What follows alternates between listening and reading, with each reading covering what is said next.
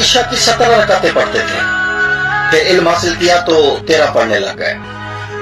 آپ سادہ سے بندے تھے، سالوں سے عصر کی 8 رکعتیں پڑھتے تھے، پھر کچھ پڑھے لکھے لوگوں کے ساتھ اٹھنے بیٹھنے لگ گئے تو انہوں نے بتایا کہ عصر کی 4 رکعتیں تو سنت موقدہ ہیں، 4 فرض ہیں۔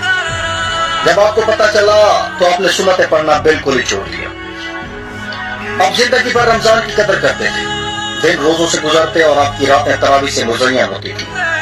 پھر کسی دن دور جدید کے کسی عالم سے سن لیا کہ تراویح تو ایک زائد عبادت ہے، 30 سال پڑھنے کے بعد غیر ضروری سمجھ کر چھوڑ بیٹھے۔ تو یاد رکھیے، یہ نفع بخش علم نہیں، نقصان دہ علم ہے۔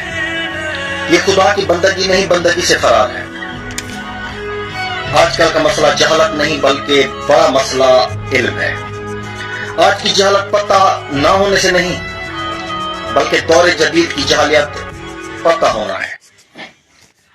لوگ اس وجہ سے گمراہ نہیں ہو رہے کہ انہیں پتہ نہیں، بلکہ اس وجہ سے گمراہ ہو رہے ہیں کہ انہیں پتہ ہے۔